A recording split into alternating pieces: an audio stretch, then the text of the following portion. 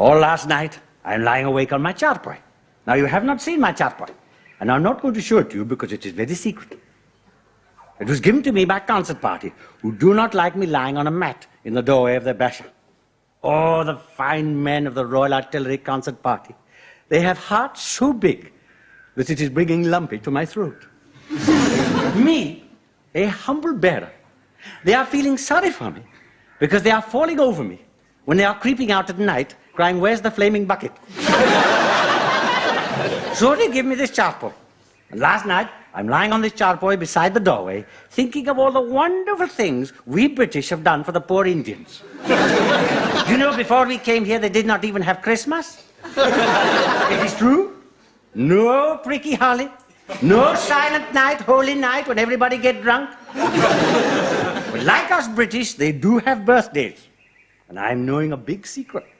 Day after tomorrow is special birthday of Gunner Parky Saab, his 21st birthday. And this is giving me big problem. Should I tell Sergeant Major Shut-Up Saab, who thinks he is his daddy? Gunner Parky has sworn at me to be secret.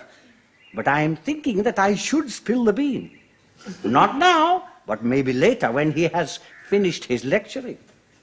Pay attention, lovely boys. Now, I has been having a word with the Colonel, and both of us is very worried about you. Oh, yes. Because one day soon, you see, it's very likely that you will find yourselves posted up the jungle. Almost for sure. Not that the postings are gone through. Not yet, mind. What is you eating, Gunner Evans? Berries. King's regulations clearly state you will not eat berries when being addressed by a warrant officer. Swallow. What about the pips? Swallow! Well done. Now, when you is finally up there in the jungle, surrounded by the dense and penetrating growth, and the reptiles and the animals and the insects, I want you to remember this one phrase.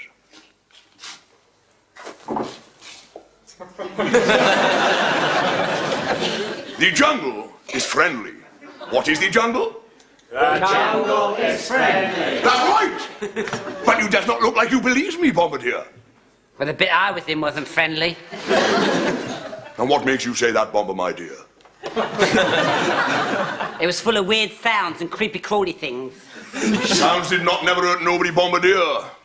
What about the spiders? Aye, one bite and you're in your book. Shut up. Don't worry about spiders. There's more frightened of you than you is of them. I very much doubt it. I very much doubt it. Suppose, Mr. Lardy-Dark on a grey ham, that a deadly spider were to land on your university-educated head. Like that. All you've got to do, Mr. William Lardy-Dar Tell, is to turn to your compatriot and tell him to deal with it. Do so. Deal with it.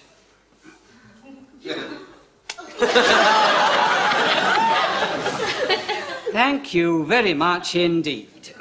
Well done. Good boy. You showed initiative. But there is a chance, using your method, that you will drive the poisonous fangs into his delicate head. So, the correct procedure is as follows. You places your fingers behind the spider thus, and flicks him off. Oh! Can't see in one eye. From now on, we will have no fear of spiders, will we? Sergeant Major, now what about snakes? You can't flick them off. Good question. Suppose you is proceeding along a jungle path and your progress is inbreeded by a poisonous snake. What does you do, Bombardier? Ran away. You does not run away. Not from spiders, not from snakes, not from japs, not from nobody. Rule Britannia, Britannia rule the way. Shut up. Always in the jungle, you will have in your section a forked stick of this type. Now, Bombardier, as the concert party property department made me a artificial snake. Yes, that's Major. Right, bring it here. Have the job, like move yourself, move yourself.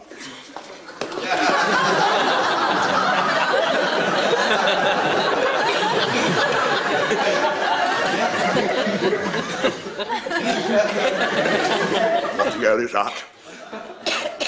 It's an artificial snake. Who's responsible for it? Who's responsible? I am, Sergeant Major. Good boy. Now, your snake is on the ground, sliding smoothly along. You get behind it in this manner. Make the snake slide smoothly along, Bombardier. You aims, and you thrust. What? He is trapped. What do you do now? Shoot it. Good boy, but wrong. See, if you shoots it, you gives away your position. And every Jap in the neighbourhood would be after you. And you does not want that, does you? No, Sergeant Major. Quite right, quite right. He knows he's got common sense. Now, you holds it there, and you finishes him off by scrunching him with the heel of your boot, thus. If you were soldiers instead of a load of puffs, you'd realise it was either him or you. You got no choice. I mean, you're not going to go very far, you know, if you feel queasy about crushing a snake's head under your foot. I don't think it was that, Sergeant Major. I think it was the thought of crushing one of Parky's old socks under his foot. Shut up. Any questions? Yes. When you've killed it, can you eat it? Yes, you can eat it. You split it down the middle, take out the indigestible particles, and roast them.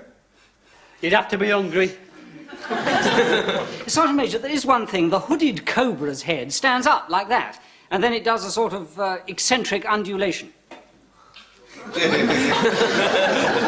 Eccentric undulation.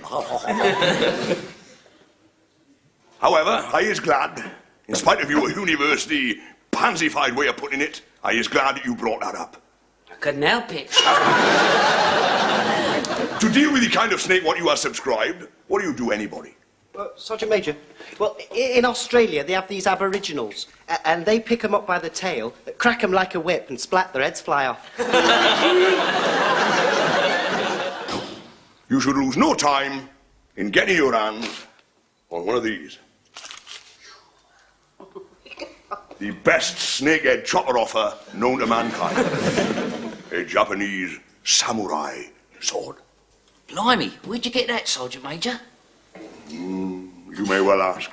Come and sit down, Bombardier. Can I stay here near the door? Get back in your place. I got this from a Japanese officer. How much did you give him? How much did I give him? I'll tell you what I give him. I give him a kick up the behind. He was so surprised he dropped it and ran. My mum's got a smashing sword hanging on the wall. Curved it is with wiggly designs on the blade. Warrant officer, 4th Dragoons. That's right. How did you know? Well, you subscribed it so well, boy. I mean, there's very few of them left, you know. She said it was given to her by a very dear friend. Did she say that? Well, surely they don't use those things in modern warfare, do they, Sergeant Major? That just goes to show how much you knows about it, doesn't it? They certainly does use them, and I's going to show you how. Gonna Sugden, come here and bring your rifle. Who, me? Yes, you. Move yourself, move yourselves. Now, the samurai sword is a two-handed weapon, gripped thus. Or if you was a left-handed Jap, thus. Now, gonna Sugden, you is a British soldier. On observing you, the Japanese officer will behave in this fashion.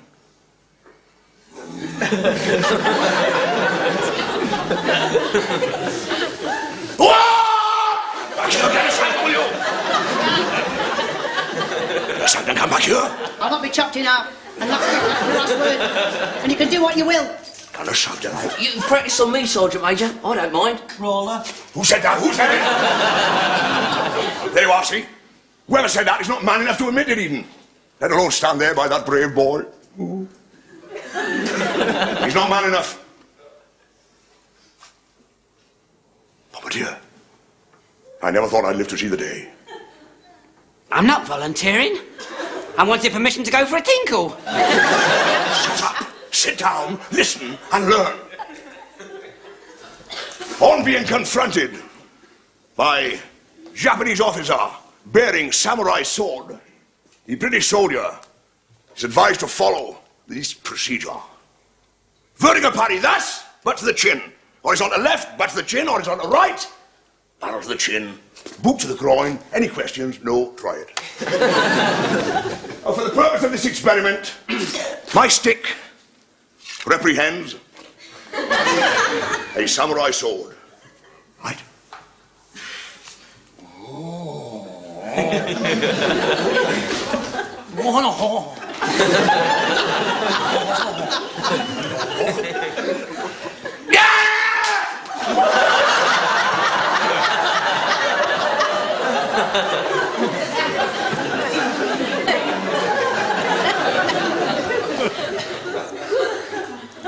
It's broke. Where's my stick? Sorry, Sergeant Major. I've had that 18 years. I only did what you showed me. No, you didn't. You came at me. I didn't want to get hit. I was not going to hit you. That was pretend. King's regulations clearly state that warrant officers will not hit gunners with sticks. Thought we made it with a bit of glue. No, you cannot make it with 18 years I've had that. 18 glorious years.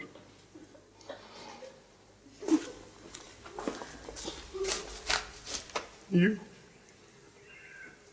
had to break it.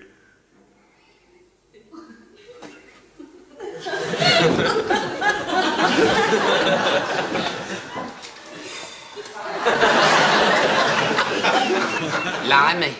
What about that? Never seen him like that before. The man was greeting. I swear it. There were real tears in his eyes. I didn't do it on purpose. I reckon it's time for dinner. Do you think I ought to buy him a new one? Whatever for? It was his own fault. He deserved to have the damn thing broken. He's ever so cut up. I don't want to upset him, like. Crawler. Shut up, Nobby. Well, I'm going to get in the queue. Anybody coming? Shut up! Hey, Mohammed, I'm going to let you into a secret. Look what I have made as present for Parky Saab. A golden key. It is very beautiful. It is for his 21st birthday and is key to his house in Blighty. But this key will not open a door. It is made of cardboard. Can you not guess why it is made of cardboard? In England, they have paper houses, like in Japan. You ruddy fool. It is what we're calling hypothetical key. Now, before you make any more stupid remarks, let me explain. We British have a tradition. But when boys and girls come of age, give them key to front door, and they can come and go as they please. You mean until they are 21, they have to use the back door? Don't be silly, Burke. Now listen. When you are 21, you come of age. This means if there is election, you can go into polling booth and put cross an election paper. You can marry a boy or girl, depending on your sex, without permission of your mummy and daddy. And you could drive a steamroller. Do you have any questions? Yes. Why this key is made of cardboard? These are for you, sir. Thank you. And these are for you. Thank you. Where do I find the concert party, sir? They're the other side of the parade ground. Thank you, sir.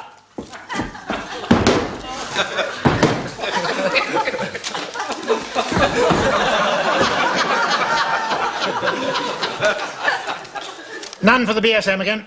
No, rotten luck. I don't suppose he has many friends. Probably the ones he has don't like him. How have you done? Only one, I'm afraid. Oh, it's better than nothing. Was from the income tax. I owe them £1.18 and fourpence from 1940. Well, tell them to come and get it. My word, I'm surprised you lot know anyone clever enough to write. I saw your show last night. Oh, yeah, What do you reckon? Bloody awful. Right, Gunner Perkins. Parkins. Gunner Sugden. Yeah. 1, 2, 3, 4, 5, 6. They're all from my girlfriend. Must be missing you. It's easily done. Gunner Clark. Aye, here. Nothing for you. Gunner Graham. B.A. Thank you very much. That'll be from my tutor at Cambridge. Kill. Bombardier Beaumont. Oh, lovely. Hey, that's a nice fatten, innit? Perhaps somebody sent you some new jokes. You could do with them if you ask me. I fell out my cradle laughing at some of them gags you were telling last night. We just don't cater for your sophisticated tastes. Woman's Weekly, Gloria. Who sent you that? My mother. I have to keep up with the fashions. Well, splashing that. I like the problem page. All the tarts up the spout. My tutor wants to know whether I find my companions intellectually stimulating. Oh, yeah? What are you going to tell him? What's that, Parky? 21 a day. You're not 21 today, are you? Day after tomorrow, I am. Oh, isn't that sweet? What does it say? Usual soppy things, you know. Go on, read it. No. Go on. Ah, go on, Parky.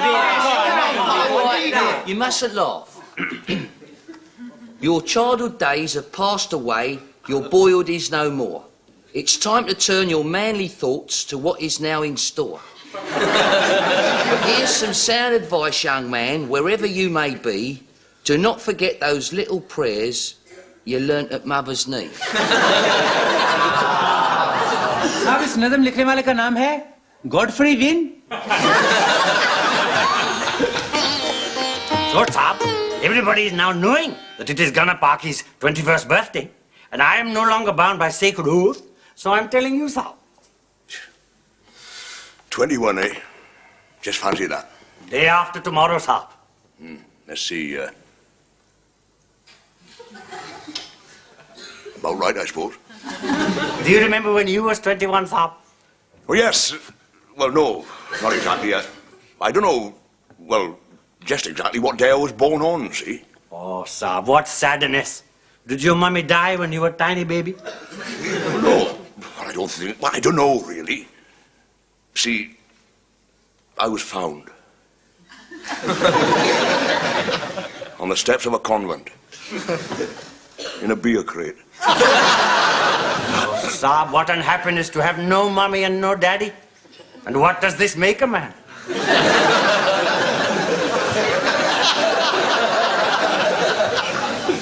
It's true, though.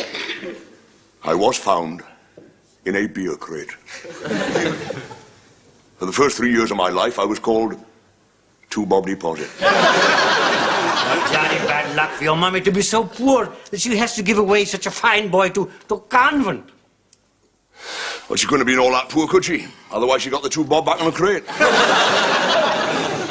Hey, be careful, that's as sharp as a razor, that thing. Do you know, once when I was in the jungle, I shaved with that. Oh, what a wonderful, brave man you are, Saab. When so easily you could have cut off your ruddy head. Now, when it takes a steady hand, the lips is the tricky bit. I can see that, Saab, I can see that. And what a good thing that you have such a big mouth.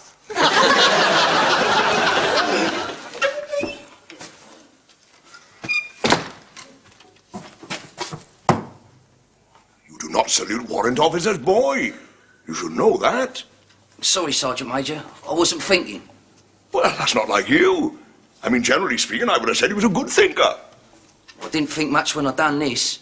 Aye, well, that was your self-preservative instincts coming into play. You move like grease lightning. Oh, aye. It's born in you, boy.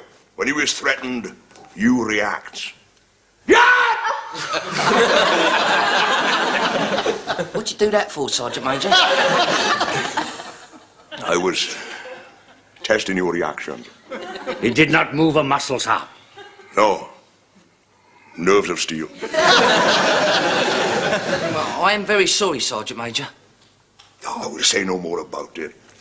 There it is, Saab, all shiny like new. Oh, not bad, eh? Considering it's 200 years old. Cool, is it really? Could I hold it, Sergeant Major? Grip it firm. Cool, that's great, innit? I'd give anything to have a sword like this. Would you, boy? Would you?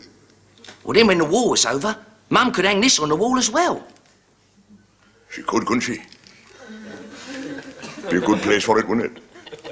Beside the other one. I'll have to get one off a Jap officer like you did. Oh, there's guts for you, innit? Oh, chippy up old block, isn't it, Saab? Anyway, thanks for not blaming me too much about your stick. It's all right, boy.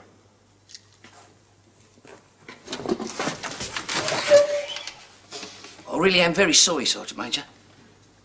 Go on. Get back to you, Basha. It's a fine boy. One of the finest I ever met. And he's got his mother's eyes. Oh, sir, what torture it must be for you to have such a fine boy and not to be able to hold him to your great chest and kiss him. I want him to have this. Oh, sir, we will be filled up to here with overjoy. You must give it to him for his birthday. That's right. For his 21st birthday. Oh, I've not given him much his last 20... No, hang on, I can't. Depot orders clearly state that warrant officers and NCOs cannot give or receive gifts or favours to or from other ranks. Sir, you must speak to Colonel, sir.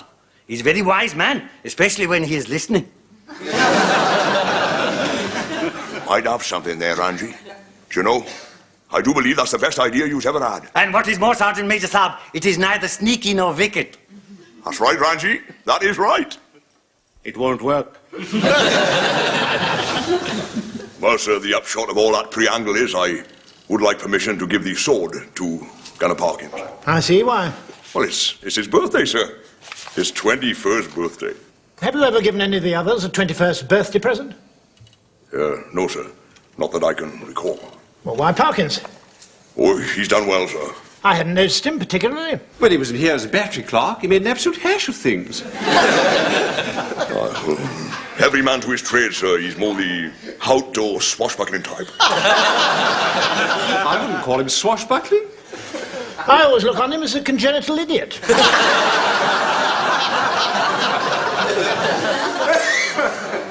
I don't think there's anything wrong with him there, sir.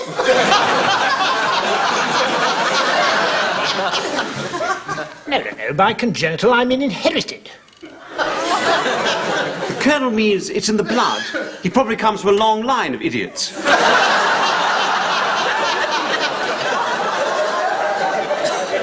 I do not believe that to be the case, sir. I must say it's a most unusual request. Well, he's got no father, sir. I mean, not one that he knows about. I see. Oh, I see. You mean your feelings are purely paternal? Yes, sir. I suppose so, sir. I mean, you have no other feelings for this young boy you might describe as sort of... No, I'm sure he hasn't.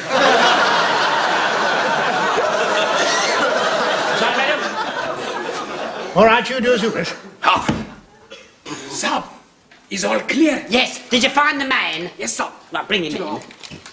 Sir, I have with me top hole chap. He sell very best quality Japanese sword. All made from most fine steel in all Hong Kong. Not too much tin. Nobby, keep a lookout for Parky. Right, Gloria. How much are they? That's the point. It's a very beautiful sword, sir. And very strong.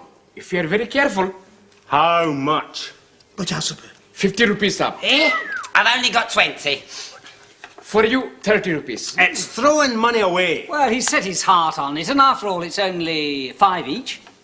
Knock 'em down to 28. Get Parky to chip in. It'll only be 4 each. Look, you can't ask a man to pay for his own birthday present. Sir, this is very cheap. Harikari sword for suicide, sir. It's only 10 rupees. Oh, that's a one. Oh, I should settle for that. That's only 2 rupees each. Oh, that's a one, fine. No. For a 21st birthday present, you can't give anybody a suicide sword. You could use it for a carving knife. Shut up. Look, that one with the coloured handle, that's right. We'll have this one.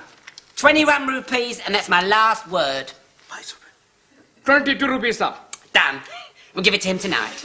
Right, now, has anybody got any pretty paper? But in the middle of India, he wants some pretty paper. साहब वो तो आपको सिर्फ एक ही जगह से मिल सकता है Timothy Whites But, sir, your sticky was there yesterday. I'm seeing it with my very own mince pies. What's about it? But, sir, who would want a broken sticky? It's got a silver knob on the end, innit? If I find him, I'll cut his head off. Sir, when I was passing canteen on way to clean boot, I heard concert party starting boozy party for birthday. Well, hey, we best hurry then. Where's that parcel? It's here, sir. Don't look too bad, do it? Oh, never have I seen such a fine present. And what delight will be on the face of Parky, sir. Least I can do, I reckon. Just think, Raji. 21 years and first time I will give him anything. 21 today, 21 today. He's got the key of the door, never been 21 before. My boy. Hooray! He's 21 today. He's a jolly good fellow, for he's a jolly good fellow, for he's a jolly good fellow. And so Parky, we couldn't get you a proper birthday cake, so we got you a birthday banjo. It's got real chicken in it. Yeah, and we want you to cut it, Parky. On your feet, speech. All right. This is the best birthday cake anyone could have. Chicken banjo. Blimey, they still left the bones in it. We all chipped in to buy you this. Blimey. Open it, go on, open it.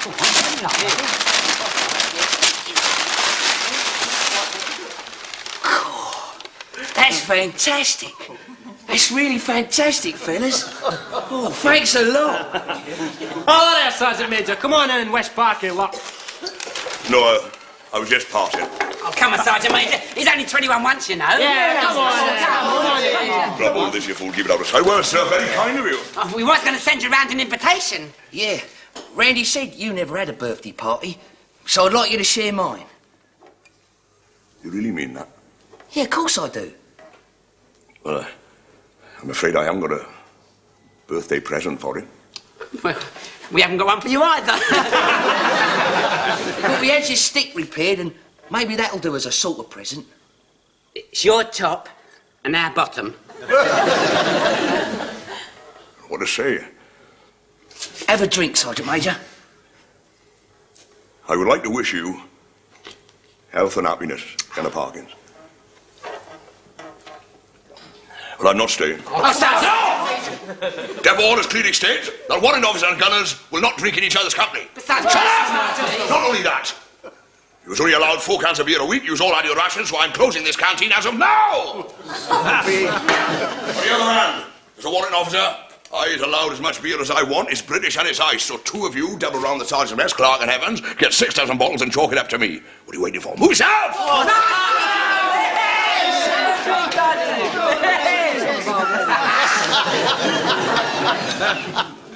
So Parky Saab is 21. And he is a man, no mistake, isn't it? But what is the wicked world going to give him? That is the question.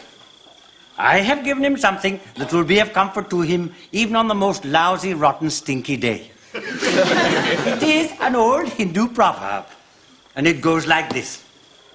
Yesterday was bad. Today is worse. But tomorrow, that will be good, because tomorrow is the first day of the rest of my life.